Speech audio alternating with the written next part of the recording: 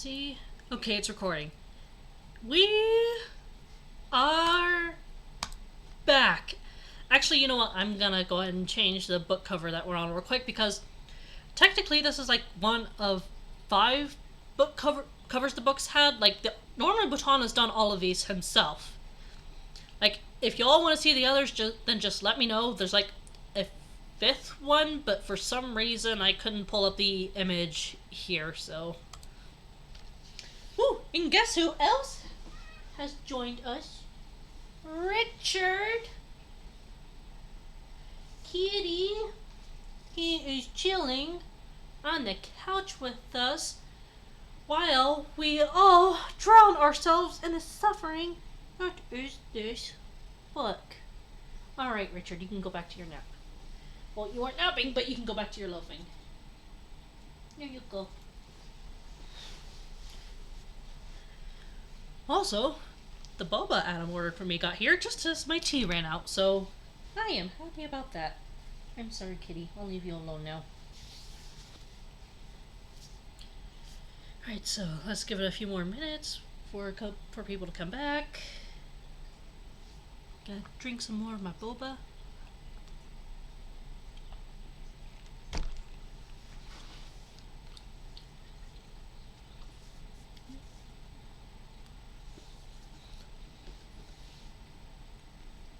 Yeah, this boba place that I like to order from finally started delivering through DoorDash again, and I'm really happy about that. I've missed it. I literally haven't had this tea since, like, I think June or July of last year. So, couple that with the news that we basically got the apartment we applied to. We're gonna be moving out on July 30th. Basically, it's been a pretty good weekend for me, so, yeah. And I have a kitty cat. Alright. I think he's done being mad at me now. Alright, let me unplug my Kindle. It's been charging. Are we all ready to get back into it? Sorry, phone buzzed. Alright. Chapter 3. Excuse me. Boston College isn't a small college, and it's not in Boston. It's a large university in Newton, Massachusetts, 6 miles from Boston. The location is as good as it gets. Newton is an upscale neighborhood. Downtown Boston is accessible on the T, which has a terminus right next to campus. And the campus itself is small enough to make walking to any part of it quick. BC has 9,000 undergraduates and a nationally known football team. But that's not why I went there. I got a full scholarship plus room and board. It had to be the work of Father Donati and the Cardinal. With these people fighting for me, I would be stretching my luck going my own way. Besides, I had some responsibilities to my parents, who were comfortably well off but not rich enough for astronomical tuition costs. Literally can't relate.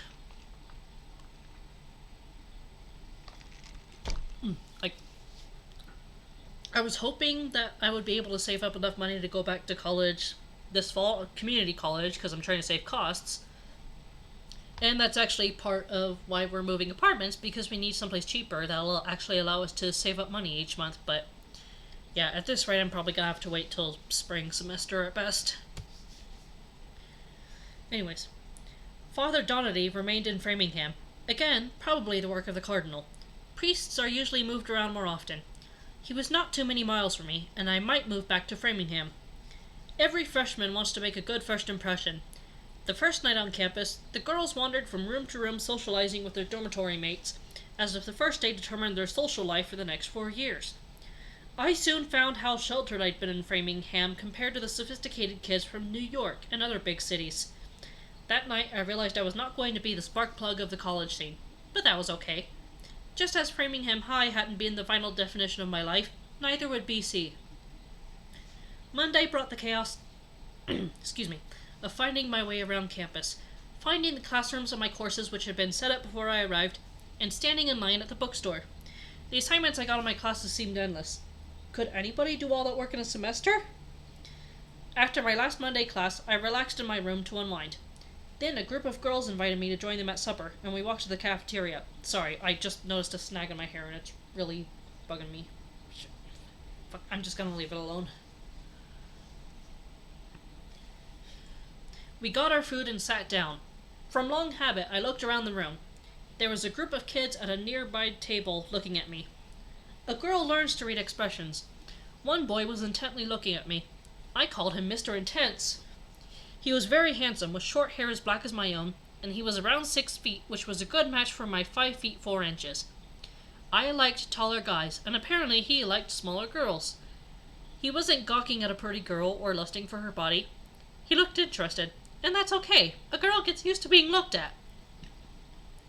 But it wasn't Mr. Intense who made the first move. A boy next to him, Mr. Fast Move, brought his food tray over to my table. "Hi," said Mr. Fast Move. "Can I sit here?" "Sure," I said with a smile. I had been advised to be friendly from day one or be labeled a tease for the rest of our 4 years. Except there are plenty of guys out there who take being friendly or even being fucking professional as a sign of flirtation or interest, so that's actually really counterproductive. And also a way to blame the girls for the guys reading too much into it. You can be friendly to people without being interested in them, like romantically or sexually. It's fine. "I'm Jack Coster," said Mr. Fast Move. "Aren't you Theresa Sullivan, the baseball player?" I had been on television a lot.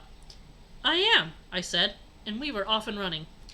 I noticed that Mr. Intense looked disappointed. It made me think of someone whose neighbor won the lottery. That night, I looked up both Jack Coster and Mr. Intense on the computer. BC provided free disk space, and all the students were urged to set up a web page about themselves before they got to school. The kids' dormitories were listed, which made it easy to find people if you didn't know their names. It turned out not only did Jack and Mr. Intense both live in my dormitory, they were 2 doors away from each other. So if Jack and I were an item, Mr. Intense was unlikely to interfere. I read the computer screen. Jack was a boy from close to New York City, but not in it. His father was owner of a specialty food store. Jack was going to be a history major, a guarantee of a job in his father's store? How does a history major guarantee you a job in a store? Like, if it's specialty food store, then, like, maybe you're looking into the history of, like, the regions that the food came from, and, like, the cultural significance behind them, the cultural practices involving those foods, like, that would make sense. But, like, otherwise, if it was just, like, a standard, like, supermarket or grocery store, then I don't really think history would apply. I'm already putting a lot more thought into this than Norman Boutin did. Mr. Intense was Steve Hartley.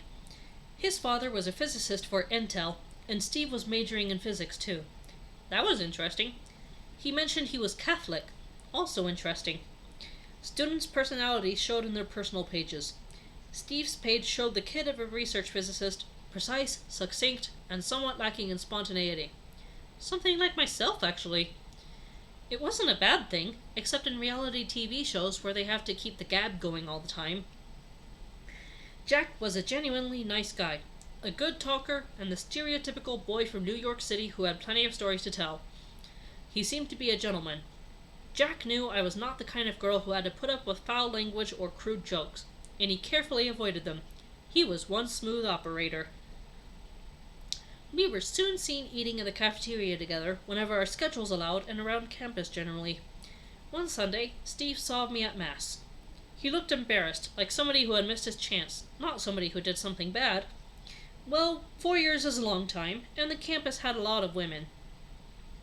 Steve seemed nice in person. He always gave me a little smile like he was glad to see me. He and Jack were casual friends and apparently didn't talk about me. But I'd seen the looks. Steve was genuinely interested. What's up, Richard? Did you see a bird? And some cat. Shit! Dropped my Kindle.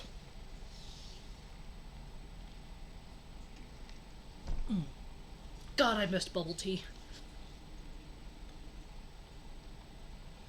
I didn't know what I felt about him. We never had a conversation alone. There was nothing wrong with dating Jack for a while. It was already clear that we were not compatible enough for lifetime commitment. He was a little careless about schoolwork and had no passion for his major. I was fanatical about mine. but Jack was fun to be around for the time being. I was walking out of biology lecture on the way back to the dorm to wait for lunch when I heard an authoritative male voice. "Theresa Sullivan?" It was a campus cop. "Yes?" "We have a problem. Can you come to our office?" "I don't know where it is. I'll follow you."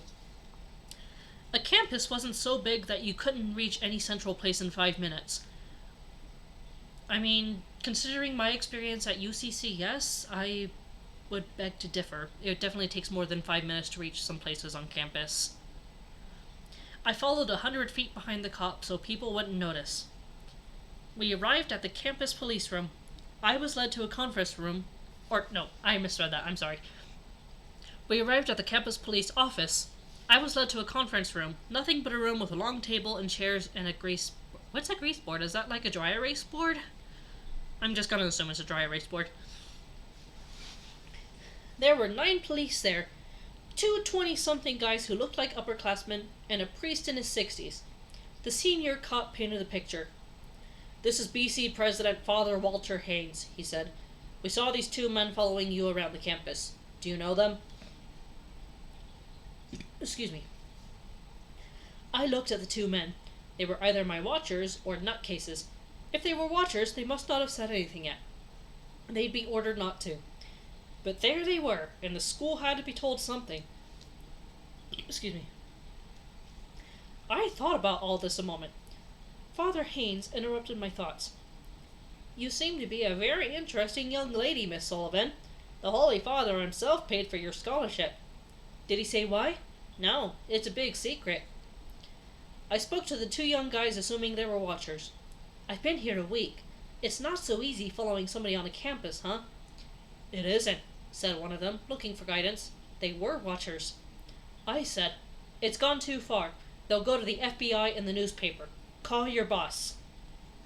He pulled out a cell phone and whispered to somebody.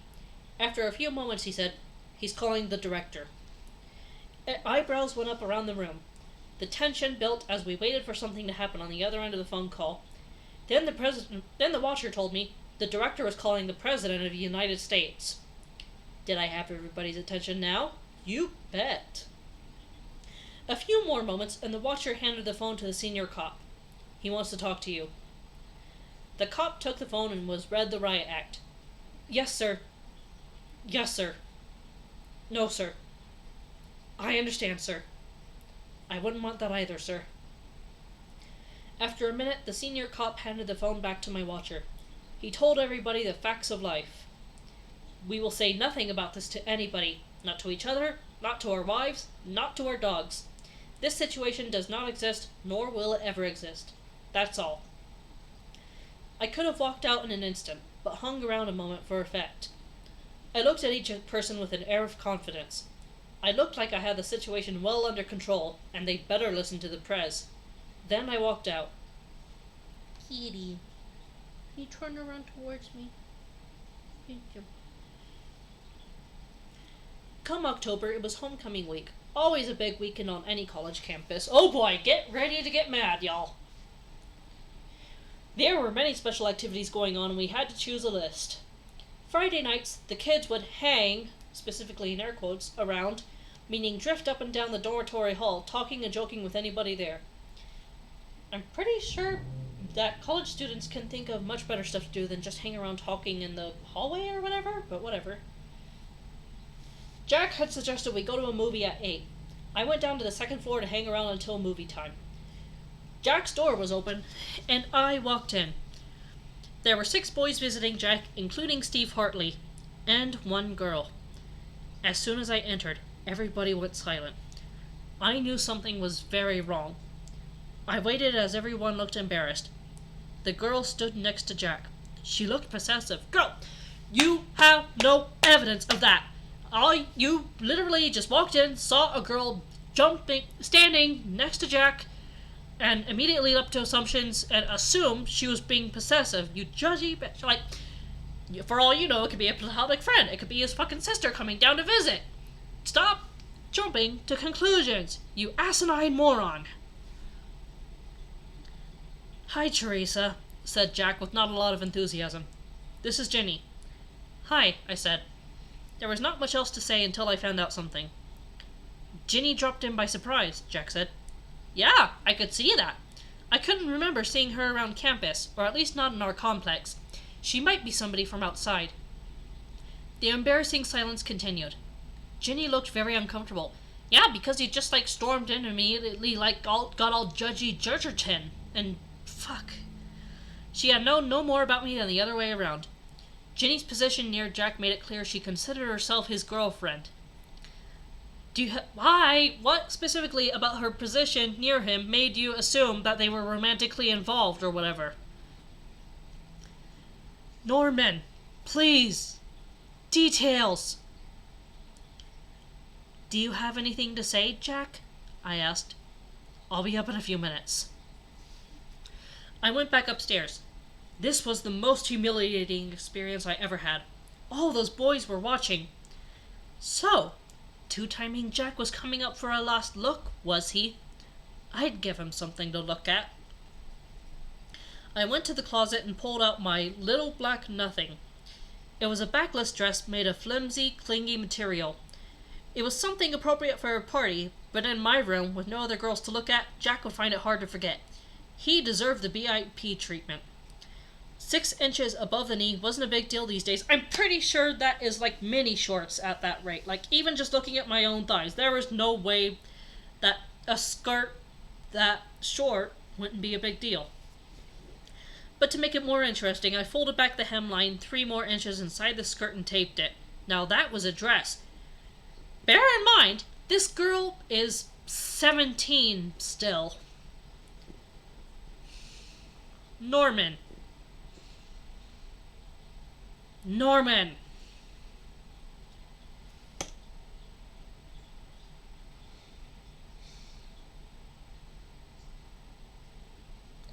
Holy shit, I'm getting worked up all over again just reading this book. I put it on and looked in the full-length mirror on the door. Yup, this would kill Jack. He'd promised to throw Ginny out the window if I took him back. Sorry, Jack. Too late for that. I waited a few minutes. There was no knock on the door. I sat on the bed and turned on the television. They were showing the early part of the Kane Mutiny. I'd seen it before. Captain Queeg was a paranoid personality who couldn't take adversity. It made him a dictator on the ship. He made his men miserable with his inflexible demands.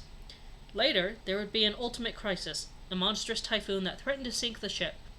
That's when the captain lost it, and his chief mate Merrick took over the ship on the grounds that the captain was nuts. As a reward for his courageous saving of the ship, Merrick was put on trial for mutiny. Excuse me. Oh, sleepy kitty. Okay, actually I'm gonna show you all the cat cam real quick. Please forgive the mess on the couch, we're getting ready to move, but he is a sleepy boy. Let's see. I might need to fix this again. Let's see. Okay. My dad, who'd been in the Navy, read the book and said half of it was about a love story between Ensign Keith and a girl who wanted to be a singer. Eventually, her career took off and she left the Ensign. Is it Ensign or Ensign? I really don't know. Dad guessed that this boring love story meant something to the author, but it dragged down the book. The movie producers wisely dropped the singer story and concentrated on the mutiny. It worked because the chief mate's willingness to sacrifice his career to save the crew was a very effective love story of sorts. I noticed something similar in a book called The Robe, which my grandmother gave me. It was written by a Methodist minister who filled it with quotes from the Bible. It was a spectacular best-selling book in World War II when the world looked like it was falling apart, but it would probably bomb today. In the Hollywood movie starring Richard Burton, all the Bible quotes were dropped and they concentrated on the conflict between Burton and Caligula. But Burton and his girl marched off to martyrdom from a more dramatic Emperor's throne room scene that was in the book. Sometimes subtle messages work better than speeches. That's how I operate. I could have criticized Jack in front of his friends for dating me without telling me about Ginny, but I said nothing. I let people think it out for themselves. The movie ended with the Kane sailing back out to sea. Ensign Keith was the only officer of the original crew left after the devastating trial.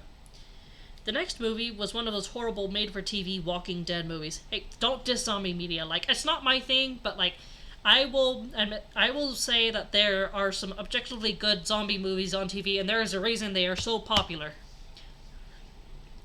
I couldn't stand them and turned off the TV. The problem with that trash is it didn't address an individual's decisions in life. Really? Hello? Pandemic. I think we've pretty much disproved that people would like panic or like take any real measures about a zombie outbreak. It was insulting to avoid challenging the viewer's ideas as if his ideas didn't matter. At least in the Kane Mutiny, you were challenged to think whether you would have the courage to take over the ship like Merrick. If you were a real thinker, you'd consider why the Navy didn't look into the circumstances of the monsoon scene before rushing into putting Merrick on trial. Apparently, nothing had been said before the trial. Alright, something interesting in this passage here is we start to really see some of Norman's elitism shining through. Like, when he is responding to criticism, like, he expresses, like, a consistent disdain of books of a certain genre or by certain popular authors. Like, he's basically expressed his opinion that basically any novels that are like fantasy, sci-fi, vampire romance, like all this stuff is basically trash to him. And he's also taken a few digs at Stephen King's books, like saying that was trash compared to his. And also, one of his common retaliation tactics when people try to criticize him on Amazon is he'll go and look at their Amazon purchase history to see what kind of stuff they've bought or if they've written any books, and then he'll basically use, oh, well, you're into this kind of book genre, or you wrote this kind of trash, and then that he basically argues that basically invalidates any criticism they have against him, because to him that just means they have poor taste and therefore don't have a leg to stand on in this argument. Which is completely untrue, but again, that's Norman's ego for you. I stared at my roommate's wall. There was nothing to do, and I was milking my loneliness. Oh, so you just admit it. Okay. People who never went to college believed it was one continuous party. In fact, parties were rare. Some colleges had nearby drinking spots just outside the campus, where kids crowded in until the fire codes were broken twice over. But BC wasn't like that. It was all residential zone and no commercial. Excuse me. College life was mostly studying and killing time with inane activities. It was a test. If you could stand this life for 4 years, you could stand anything. A lot of kids went nuts and dropped out. After half an hour moping on my bed, I moved to my desk and resumed moping. Paging through old magazines was my pretense of doing something. The truth was, I was desperately lonely. I thought of going downstairs to see what was going on, but after the scene in Jack's room, my loneliness would be too obvious. I still had a little pride. It was amazing how quiet it could be on the girls' floor. That was another thing people got wrong. It was now nearly 9 o'clock, and I was near tears. There was nobody around here who cared for me. There wasn't one person I could walk up to and call friend to their face. There was a knock on the door. "Come in," I said. Steve Hartley walked in. He walked up close to my desk and said, "Ginny is Jack's hometown girlfriend. They've been seeing each other for years. She was supposed to show up next week, but she came early. So, it was all going to be over anyways. Did you know about her?" "No, none of us did." "Have a seat." I indicated the bed. He sat down on the edge of it. We looked at each other. I must have looked pretty sad after a miserable evening. I sensed that he was aware of how lonely I'd been, but somehow I didn't mind his knowing. "Anything going on in the dorm?" I suggested. "There's an all-night card game." I heard about the boys playing cards all night. You would think something exciting was going on, but all they did was throw cards around. There was no intelligent conversation possible when all you did was look at your cards. Why do they do it? I am under the impression that Norman has only played cards with a really boring audience, because there is all sorts of conversation you can have while playing card games. He glanced at my legs. My hemline was practically up to my hips when I sat down. Such a modest, good Catholic girl. And no, I'm not just saying that to be sassy. Norman repeatedly makes the claim that he wanted Theresa to be the model of a perfectly good Catholic girl, what a Catholic girl of her age should be, what they should aspire to, and shit like this is just yikes in that context. My hemline was practically up to my hips when I sat down. Nothing excited boys more than a skirt. That's legitimately a typo in the book. They misspelled short as shirt. Bear in mind, this had no professional editing, so this is all pure Norman right here. Bikinis didn't do as much. Again, Norman doesn't know boys. You're quiet, Steve. Something on your mind? Yeah, I'm trying not to think about what I might see. I'm wearing a thong. You won't see anything but my hip. But thongs are pretty much just string on a couple pieces of fabric, though. You'll see basically everything. And a nice hip it is, I'm sure. I laughed. Frankness cleared the air. Will you stay with me a while, Steve? I want to. I smiled. I think we can find something interesting to talk about. I stood up and reached for a deck of DVDs high on my bookcase. The DVDs were of the famous BBC production series Victoria. You ever watched this, Steve? No. You'll like it, I said while walking over to put the first disc in the player. An 18-year-old girl becomes Queen of England and the British Empire. Everybody wants something from her. She survives 8 assassination attempts. You wonder how a teenage girl got through it. You wonder if she would have the nerve to take on what she did. I indicated that he move over a couple of feet and sit back against the pile of cushions. I sat next to him with my left arm in reach of my desk. This is more interesting than playing cards, don't you think? Yeah, he said with a smile. You'll get used to me soon, Steve. We have to get over this awkward moment. The feelings of an 18-year-old boy in this close encounter weren't hard to guess. I felt safe. There was no way he was going to try to take advantage of me like some boy who would keep trying to get something that wasn't his right. Anyway, I could throw him out the window. Victoria was made for the English who already knew the story. It was very complicated, with rapid changes from one subplot to another. I had to explain the characters and their motivations. Steve seemed interested. There was much to talk about. We both marveled at the responsibility the girl took on. She could have withdrawn in her castle and ignored everything going on in the world. She went out to be seen by the people, despite assassination attempts, and made heavy decisions like sending a band of traitors to Australia instead of letting them being drawn and quartered. Her uncle was next in line if she abdicated. He did maneuvers to bring this about. The girl queen told him, I have made mistakes and perhaps I will make more, but I'm a better monarch than you could ever be. I wondered if I could do as well as at her age. We took 2 breaks during the night to go downstairs and get little snacks out of the food machine. Some people saw us at 2 a.m., which was sure to start rumors. By daylight, we were giggling from fatigue.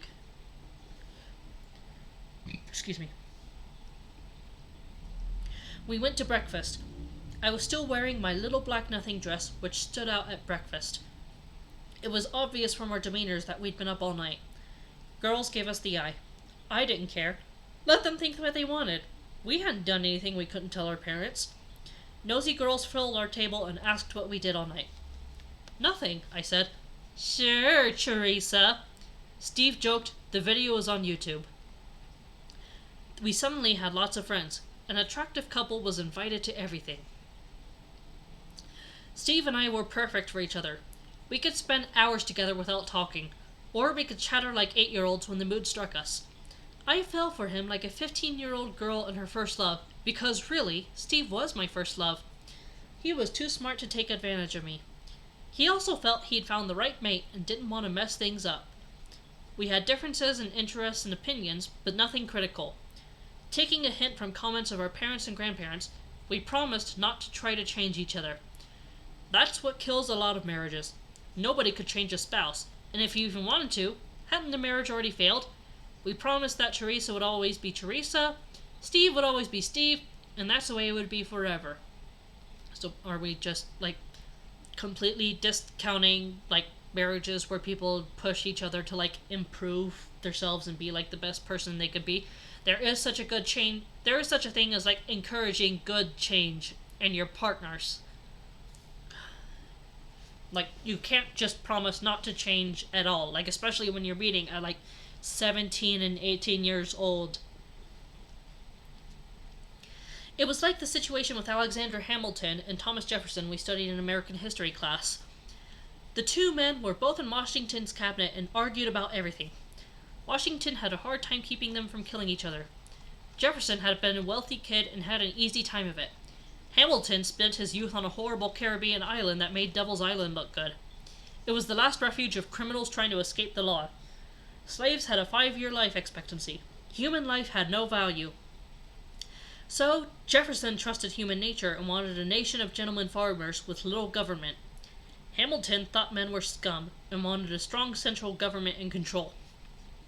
Between Jefferson's Declaration of Independence and Louisiana Purchase, and Hamilton's central bank and other government institutions, these two men built the America we know. So why did they fight each other in the cabinet? They were founding a nation. They should have been friends.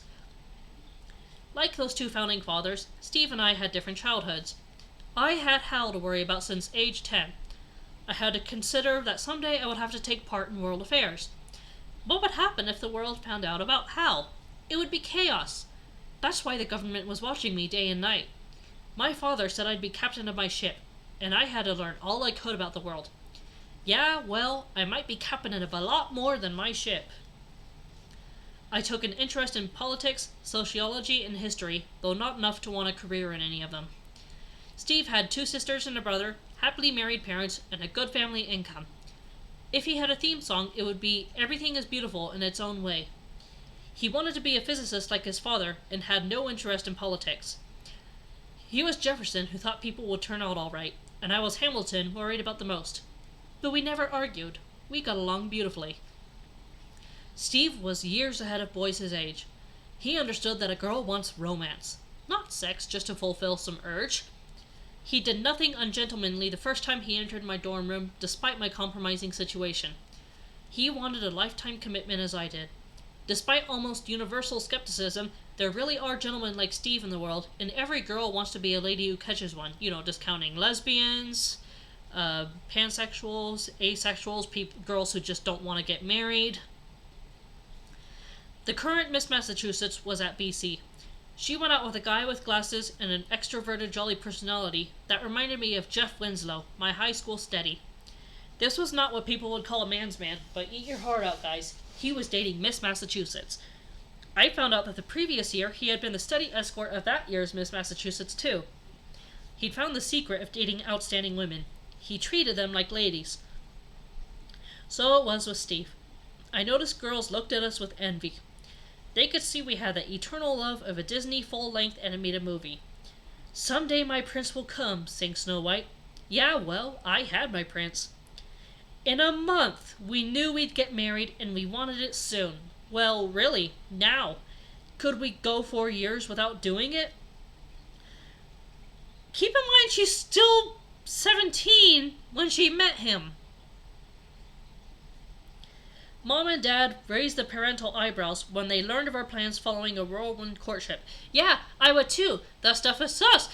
A month isn't really enough time to get to know one that well. Especially when you're teenagers. Your brains literally are not done developing yet. Jesus Christ, Theresa. Oh God, I woke up my cat with my ranting. Sorry, Richard. Ugh. Fortunately, Father Donady got to know Steve well in our meetings to plan the wedding. Father convinced my parents that Steve was as fine a boy as I was ever likely to meet. And while we were young, he'd found that some young couples were still together 60 years later. There was nothing to indicate our marriage wouldn't work. That's like the worst justification to excuse young people getting married, especially after a month. On the other hand, discouraging it might cause harm. It was a dilemma for my parents. Eventually, they approved. It all came down to one question. Did Steve and I know what we were doing? No, but not that the book is going to admit that. Father Donady had seen many young marriages fail and knew the reasons. He believed Steve and I would succeed. The Lord. Alright. The large Sullivan clan had waited for years to see this girl's wedding, and they weren't disappointed. I was gorgeous as a recently turned 18-year-old. For the church service, I wore a two-piece wedding gown.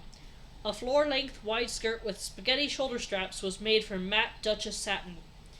Over this, I had a jacket made of peekaboo cotton Venice lace that more or less covered my shoulders and the top half of my upper arms so as not to scandalize the congregation.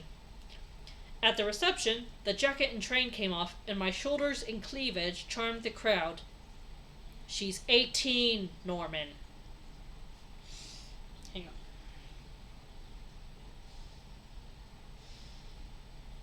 Fuck's sake, Norman. She is 18. Her cleavage charmed the crowd at her wedding, at which her family is present. And now we set off to find out what life was all about. Henry David Thoreau was a 19th century philosopher who lived not far from Boston. He spent a year in a one-room shack in the woods next to one pond to find himself. He said other men could journey to Africa to shoot giraffes if they wanted, but he preferred to stay home and shoot himself. What he meant was you should explore your inner self. Excuse me. You'll find you own a territory greater than the Russian Tsars.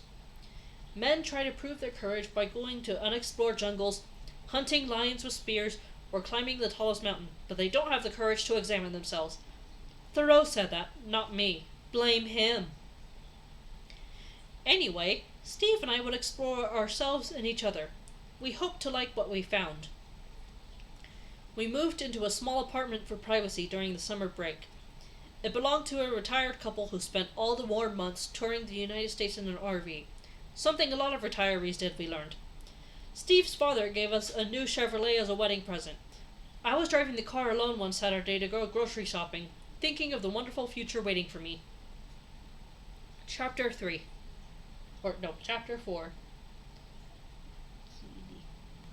Hang on, I'm gonna take a drink real quick. I'm gonna pet the cat for some stress relief.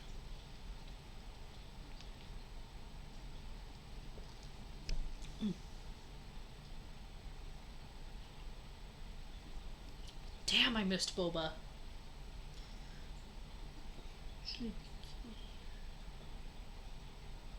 Alright, I've gotten some fuzz therapy in. I'm hydrated. One more quick sip.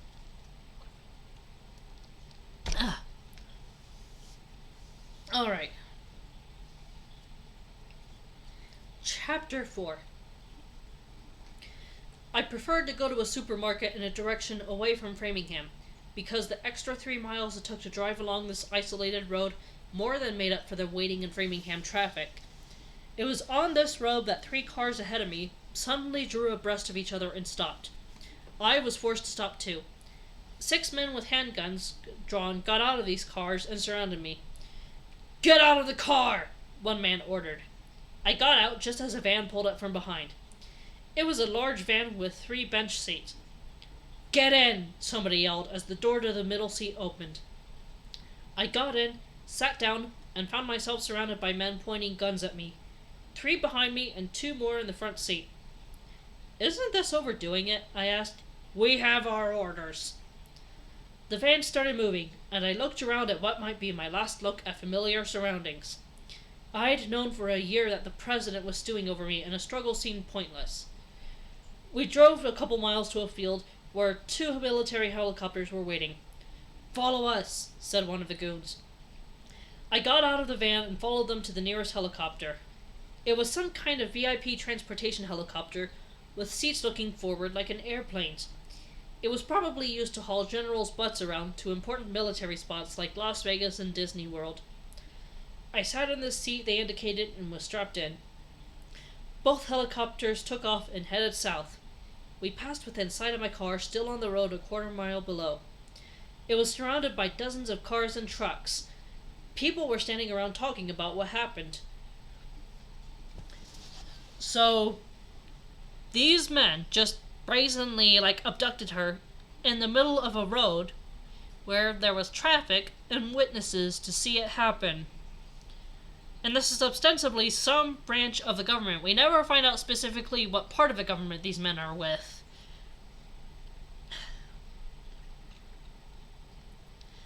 Even in the helicopter, they kept several guns on me. They must have suspected I had powers I didn't admit. Well, I did. We headed south over water at a slight angle to the east. I could see the Massachusetts and Rhode Island coastlines in the distance. "Where are you taking me?" "To an aircraft carrier," answered one of the men holding guns on me. "Am I coming back?" "No." There it was, the death sentence.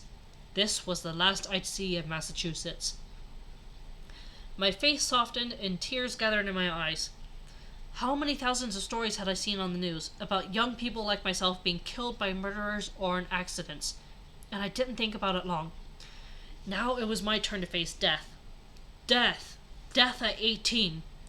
My mind could scarcely believe it. The unfairness of it made my body shake with revulsion. Dead at the peak of my beauty and youth, when I was just beginning to taste the best life offered.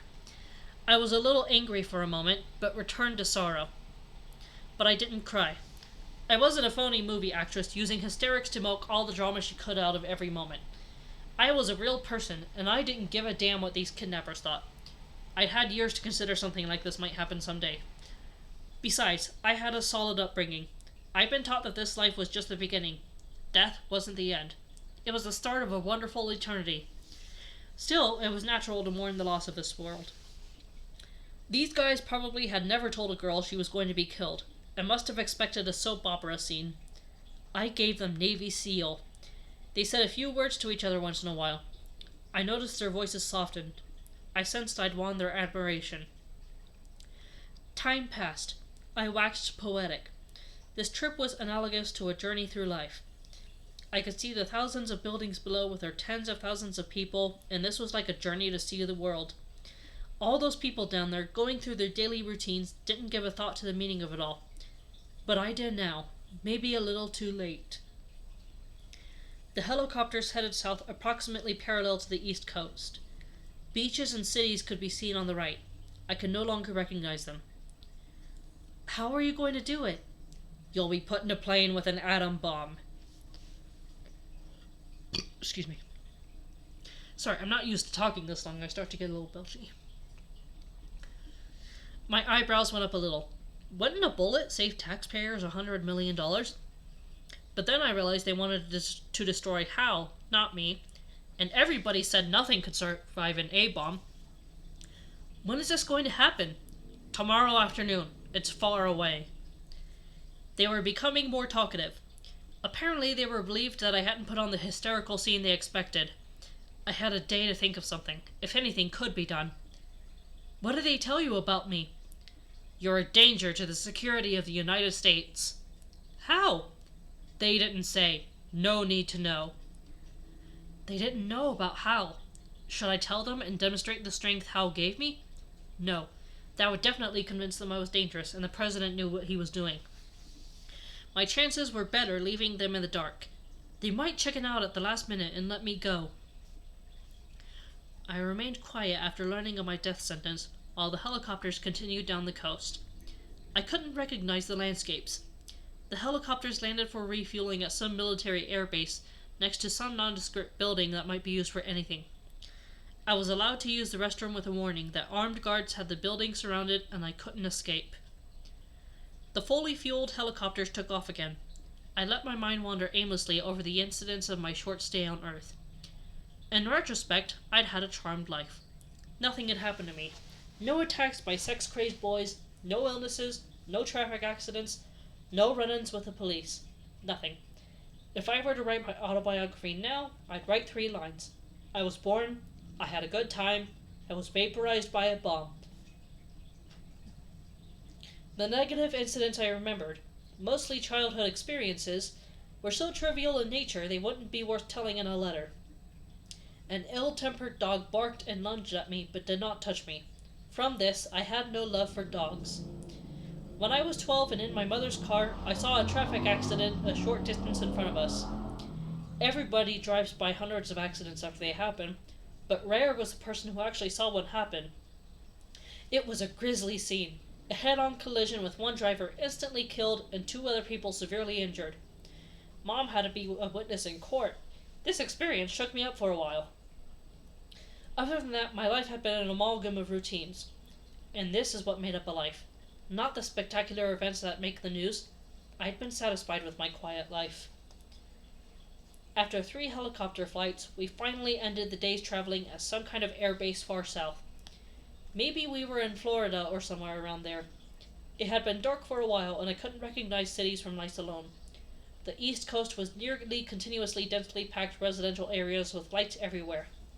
Not one person down there knew what was happening to me. I figured out why we were in helicopters. A chopper could land anywhere, such as this quiet part of the air base, while planes had to land at the airstrip with lots of people watching. They marched me to another one of those nondescript military buildings that only had numbers on them. Building number 39 turned out to be a cafeteria. It was late and no crew was on duty. The government men told me they'd arranged for food to be left out and I could help myself. I grabbed a tray while looking down the line. There was a beverage dispensing cabinet at the end. Hopefully it had plastic bottles. I walked along and picked up 2 tuna sandwiches, a piece of chocolate cake, an 8-ounce carton of milk, and a cup of coffee. Finally, I arrived at the beverage dispenser.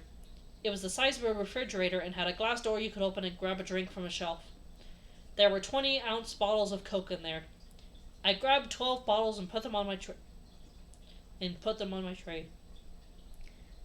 How do you fit?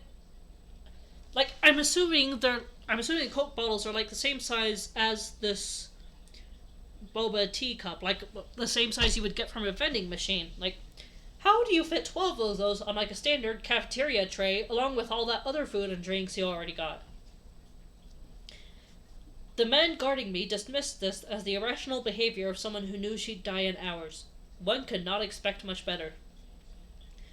A few feet beyond the end of the cafeteria line was a garbage can. Leaving my tray on the end of the slide shelf for a moment, I walked to the garbage can to retrieve the garbage bag. It was after hours, and the crew had cleaned up and put in a new bag before leaving.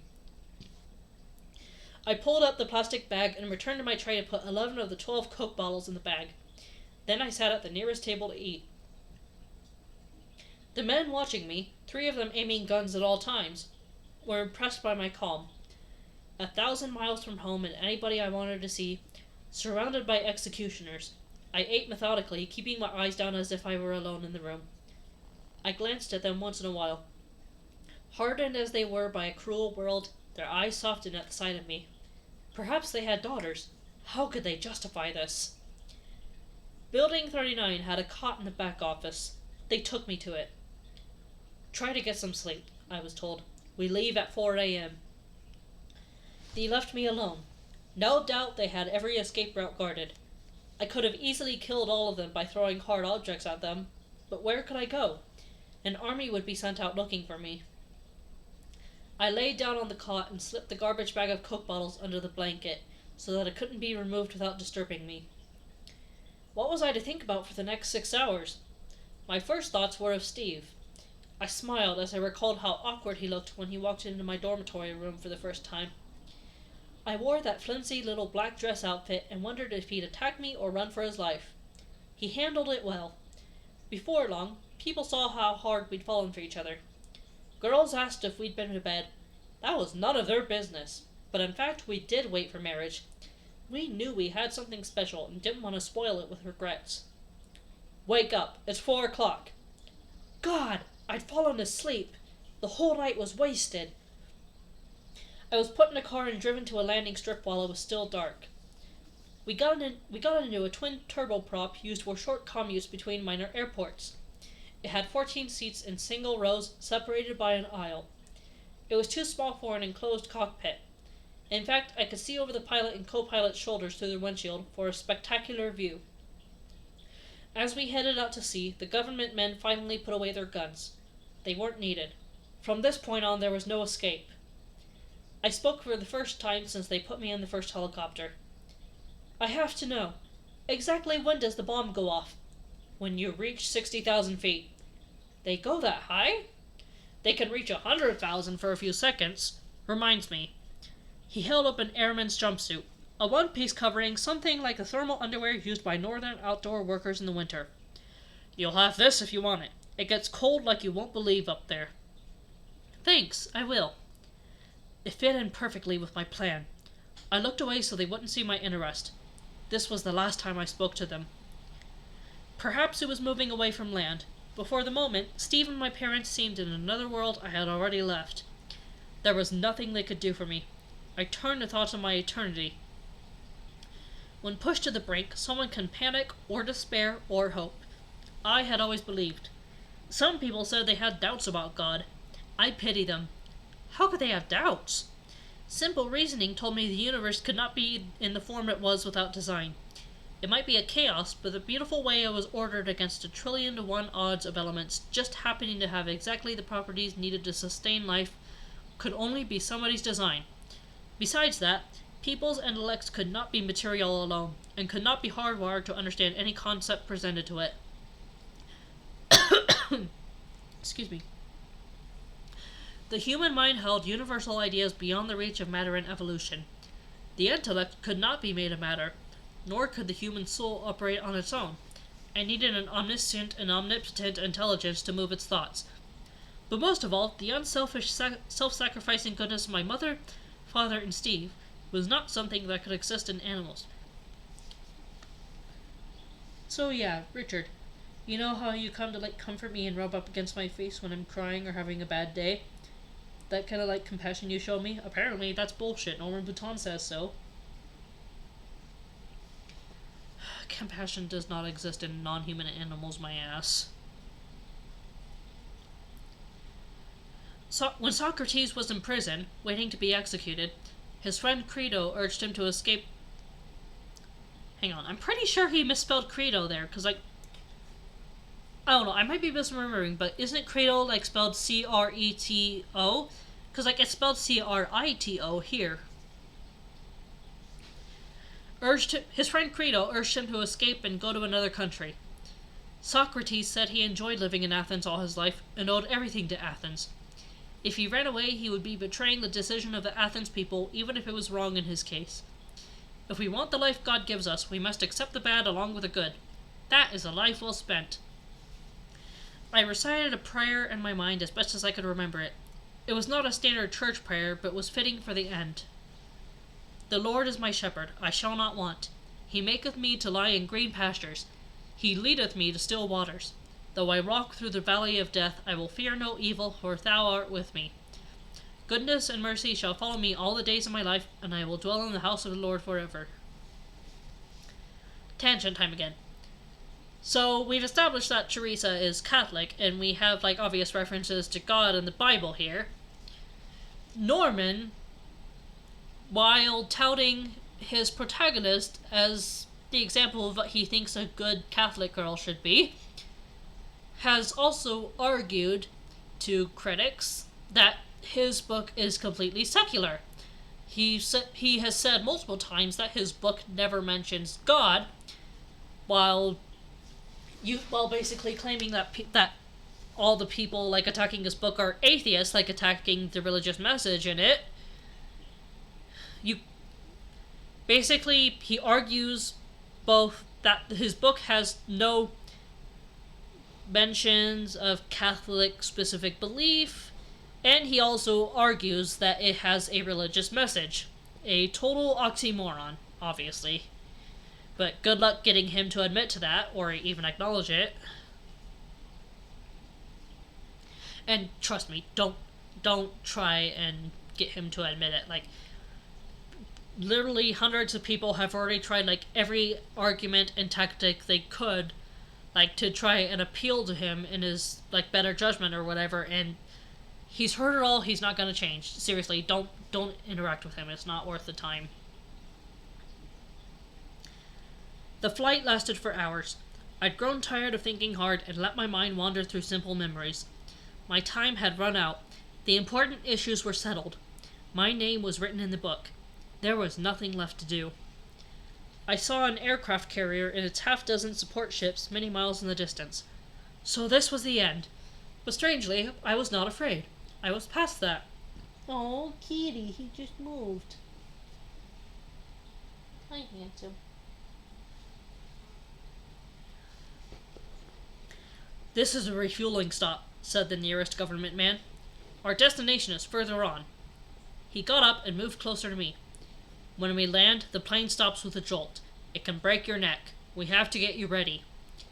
He and his partner got to work. They buckled the seatbelt across my hips. They stuffed large pillows in front of my legs until they were packed in so tightly they couldn't slip a hand in. Raise your arms, I was told. I did, and they unrolled a long belt, wrapped it around the seat in my armpits, and secured it high on my chest. Put your hand on your forehead. I did. When we approached the deck, close your eyes and push back on your forehead hard, or you could break your neck. Can you remember that? I nodded. We descended and slowed down. It was somewhat dramatic to watch the approach to the carrier deck. Few people had experienced this. 60 seconds, said the pilot over the intercom. Groups of sailors could be seen on the edge of the deck furthest from the landing strip. 30 seconds. The sailors disappeared over the deck's edge, although they could keep their heads up to watch the landing. 15 seconds. I put my hands to my forehead. 5 seconds. I closed my eyes. The wheels hit the deck and squealed. The tail hook snared a cable, and the plane decelerated from 110 miles per hour to 0 in a second. The G-forces were incredible. I felt like a giant was trying to rip my arms out of their sockets. My head floated around a bit because I was dizzy. You did well, said one of them. He came over to remove my chest harness and the pillows packed in front of my legs. A vehicle that looked like a small tanker truck rolled out and the plane was refueled.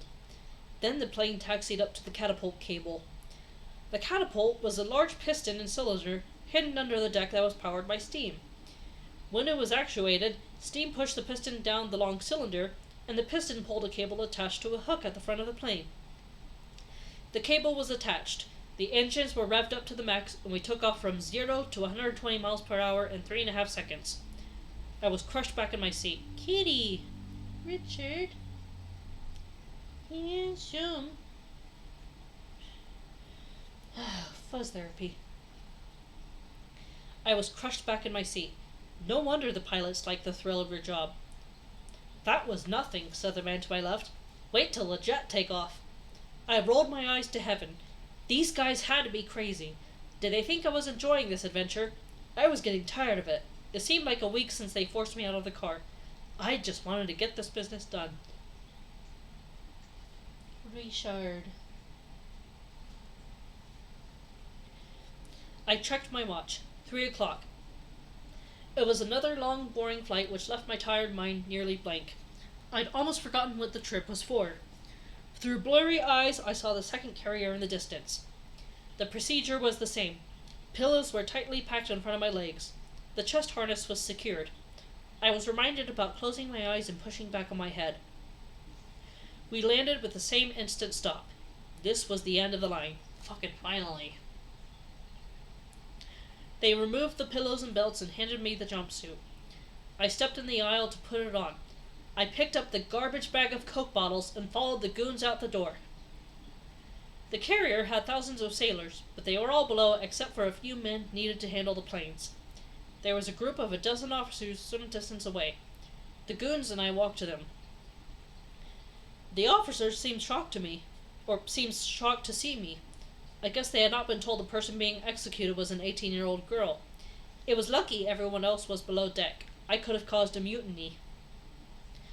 We arrived at the group of officers and waited while the jet plane was prepared.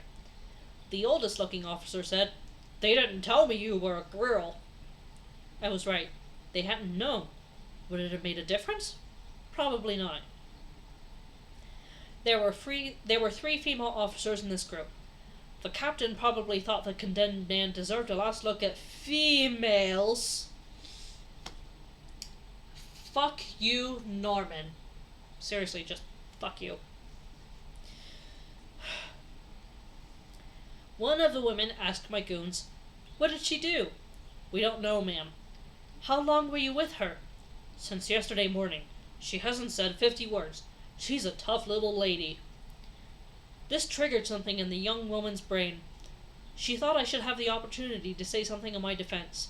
Nobody had been given a protocol, so the young woman pulled a cell phone from her pants pocket and boldly walked around the government men until she was almost in front of me. She held up the cell phone and activated the video mode. "Do you have anything to say?" she asked. I was nervous, but at this point I was more disgusted than nervous. "This is the most stupid thing ever done. I'm glad I won't be here to see what happens." She sounded disappointed. "Is that all you have to say?" My face softened. Yes, that was the wrong way to leave my family hanging.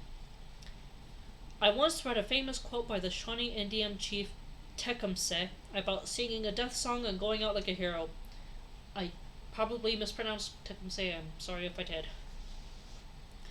I had rewritten it for more universal use, never dreaming that I'd use it myself so soon. "If people grieve your passing, rejoice in the good you did and die like a hero going home."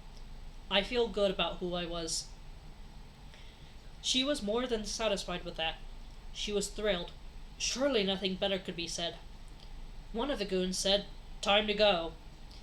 Everybody advanced to the jet. I climbed a ladder and awkwardly got into the cockpit, still carrying the garbage bag of Coke bottles. A seaman on another ladder on the other side of the plane reached into the cockpit to get an oxygen mask attached to a long plastic tube. He put it on to make sure it was working. "This is oxygen. You'll need it up there," he explained, and put the mask over my nose and mouth. An elastic strap around my head secured it in place. He waited a moment. "Are you getting oxygen?" I nodded. An X-shaped seatbelt was attached to my seat near my shoulders and by my hips. This was 2 belts stitched together over my chest. Given my small size and this device's tight fit, besides its impracticality for escaping the plane quickly, I guess they designed it just for me. The canopy was mounted on a heavy frame. The crewman lowered it like a closing clamshell and moved it forward. Something slid into place to lock the canopy. While all this was being done, the catapult cable was put on the bow hook. Everything was ready. The crewman climbed down and the ladders were removed. The officers disappeared into the conning tower to watch the show. A couple minutes later, the jet engine of my plane started up. In 30 seconds, engine thrust reached a stable speed. They had to be checking it for problems by remote control sensors. The plane was freed and the catapult engaged. I was accelerated from 0 to 165 miles per hour in 2 seconds. The pressure on my back was unbelievable. The man had not exaggerated. The plane climbed steadily. There was no time to lose. I went to work immediately.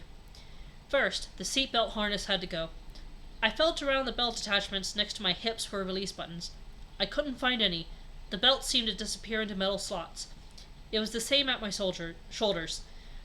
There was no time to waste looking for the release mechanism. I reached my right hand down to grasp the belt at my left hip. I pulled and pulled with ever-increasing force. The belt stretched and grew thinner until it snapped with a dull pop. I repeated the procedure on the belt next to my right hip with my left hand. I did the same with the belt attachments at my shoulders, pulling forward with both hands, my back pressing against the seat to provide a counterforce. The harness was free. It was much simpler to pull the stitched X in the middle apart. This gave me 2 belts. I tied 2 ends together to give me 1. Finally, I wrapped it around my waist and tied the other 2 ends together. This would keep the Coke bottles from moving below my waist. I wanted them to stay up around my chest. The jumpsuit had a zipper from the collar to the crotch. I unzipped it down to the makeshift belch. Down to the makeshift belch. Whew. Sorry, the long reading is starting to get to me. I checked the instrument panel. The important mechanical altimeter was easy to find. 11,320 feet. 2 miles. All right, I was doing well. I had time to do some of the bottles. I grabbed the garbage bag of Coke bottles and put it in my lap. I uncapped a bottle, poured its contents on the floor, tore off a small piece of garbage bag, wrapped it over the opening of the empty bottle, and screwed the cap over the plastic-covered neck. That would make a watertight seal. The bottle went inside the jumpsuit under my left armpit. I did the same procedure with the second bottle, which went under my right armpit. And a third bottle went on my left side. A fourth bottle went on the right. The altimeter read 22,190 feet. I was doing great. More bottles were emptied, sealed with plastic and capped, and jammed into my jumpsuit. 11 bottles would provide enough buoyancy to keep my head well above water.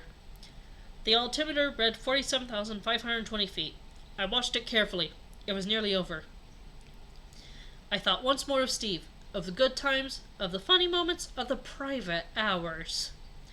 I now understood his purpose. He helped me walk over the unsteady ground to home. In him I had a foretaste of the Father. Awkward phrasing, Norman? The altimeter read 54,140 feet. It was time to go home. As a believer, I was sure I was immortal, and that gave me courage. I pulled off the oxygen mask and said a silent prayer in my mind. Father, forgive me for all my sins. Take me into your house forever. Theresa never mentions God. Thanks, Norman. I stood up on the seat and turned around to face the rear of the plane. The canopy was a few inches above my head. I pushed my hands up against it hard. It didn't budge. I increased the pressure and kept increasing it. Still it didn't move. How much pressure could I exert? I didn't know. There was never a reason to find out, but it had to be enormous. The canopy was moving. Something somewhere was distorting. Metal or something was being stretched, torn, destroyed. The canopy suddenly flew off. I instantly covered my face with my arms as my body was sucked out of the plane. I rapidly somersaulted head over heels. I was very afraid, because leaving the plane guaranteed my death. But I was nowhere near panicking. I knew there was a better world after this one. The first thing I noticed was the complete silence. The scream of the jet had lasted only a few seconds. As the plane moved away, it quickly went silent. Except for my breathing, which sent throat sounds through bone to my ear, there was absolutely no sound. On the ground, there was always some background sound, even if a person wasn't aware of it. Up here, there was nothing. The second thing I noticed was the extreme cold. My fingers went numb in seconds. Without the jumpsuit, I might already be dead. The bomb went off miles away. The light was so intense I could see it through the flesh of my arms. As I felt the air temperature climb... Excuse me. As I fell, the air temperature climbed rapidly. A minute after leaving the plane, it was no longer cold enough to suck the heat right through my jumpsuit. I was keeping some of the heat. I still somersaulted wildly. I took my arms off my face, but kept my eyes shut. Films of skydivers showed them stretching their arms and legs out with knees slightly bent and arms back past the plane of the torso. This had the effect of a badminton shuttlecock to keep the body falling through. I stretched out my arms and legs. Momentum from the somersaulting kept my body turning over in all kinds of angles, but the turning was slowing down. Finally, I stopped turning over. My body was in a stable face-down position. The air temperature had passed into tolerable territory. I opened my eyes silently, just enough to see something. The clouds were still far below. I closed my eyes for a while. I opened my eyes again and saw the cotton ball clouds just below. It appeared I was going to pass between two of them, somewhat close to one. I reached the top of the cloud layer, fell between the half-mile thick clouds, and finally I was below them. I'd been falling for minutes. Choppy waves in the thousands were visible on the ocean's surface. The strong wind that buffeted my hair on the carrier deck stirred the water. I was glad to see the waves. They'd make it possible to know exactly when I'd hit the water. The waves appeared larger every second. Their approach seemed to speed up, and I knew there were only seconds left. Once again, I covered my face with my arms. My body made a hard belly flop. I was knocked out. The waves brushing my face were stimulating. I regained consciousness. It was the South Atlantic far below the equator, and for the southern hemisphere, June was like December in the north. The water was ice cold. My feet and ankles hurt, but there was no escaping it. I started whimpering. The cold sank deeper into my bones. I yelled and thrashed the water. It got worse and worse. Now I was close to panic and screamed. Dying was bad enough. How painful would this get? Piperia? Hello there. Piperia says, it's so nice to find more people that read live. I love it. Don't know this book, but sounds interesting. Trust me, that is one word for it. It's not the good kind of interesting, though. Greetings from Colombia. Hey, greetings from Colorado. Hello. Yeah. Well, I'm reading this bad book for laughs right now, but, like, I am also open to just, like, reading, like, other books or just weird or funny stories in general. So, yeah, if you have any recommendations, feel free to shoot me something.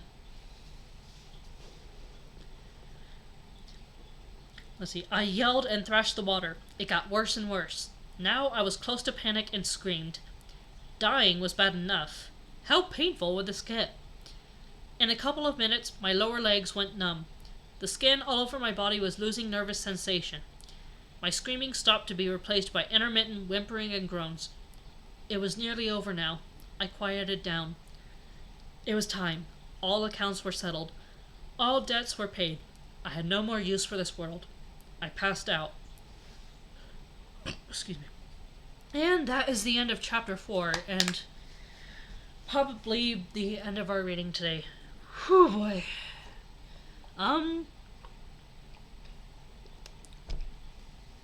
boy, yeah. Yeah, sorry, Piperia. I don't know if I'm pronouncing your username right. I'm afraid you kind of got here at the tail end of this reading. We actually did, like, 2 different hour-long sessions today, and this is the end of the second one. I will probably pick back up again on Thursday evening after work. I have been reading for 2 hours. I need to go recharge and drink some more water, hydrate my throat. So, that was the first 4 chapters of Empress Theresa. It is something, and it just gets crazier and crazier from here. I don't know, maybe next time I can, like, talk about, like, more about the author himself and some of the stuff he's done. I could talk more about his Joan of Arc fixation for sure, because it can be argued that most of the influence in the story came from his obsession with Joan of Arc. Like, in 2005, I believe, Norman Boutin had published an essay he wrote about Joan of Arc's death. It's commonly known that Joan of Arc was burned at the stake. However, Norman Boutin, with his extremely flawed grasp of thermodynamics, argues that Joan did not perish from the flames directly, but she passed out from heat exhaustion. And he's just weirdly invested in, like, proving this to be true. Like, it's supremely important to him that people can be reassured that Joan had a peaceful death and just went to sleep. Whew, yeah, okay, so I'm gonna be reading again on Thursday evening. I'll post details on my Twitter when I'm done here. We'll read 1, maybe 2 more chapters of this book, and then I can talk about the essay a little bit. Whew. Let's see, it's okay. I was hearing for a while. You got me really interested in the story. Please drink and have a rest. Alright, thank you. Yeah, welcome on board to the madness that is this book. And, again, if you want to know more about this book, but, like, be careful of spoilers, though, if you do this, there are 2 YouTubers that I got the idea to read this book from. One of them is Crimson Rogue. He does, like, 5 really long videos, like, reviewing this book, because there's so much that he has to talk about with this book that he has to split it up into separate videos just to get through it. And, the other, for general information about the book and its author, you can look up Down the Rabbit Hole. They did a little mini documentary on it, and they also, like, did a 2-hour live reading of the chapters that are available on Norman Boutin's website. Alright, yeah, I'm gonna go ahead and rest. I would bring the cat on one last time for Cat Cam, but he's sleeping and I don't want to disturb him again. There'll be a next time. Alright, so take care, everyone. Have a good day. And pray for me as I go through this book in the future. We're barely even getting started. Like, the levels of disbelief are about to shoot up through the friggin' stratosphere. Yeah, thank you too, Piperia. I'm sorry. I'm really trying. All right, I'm gonna go ahead and stop. Have a good evening, everybody. Bye.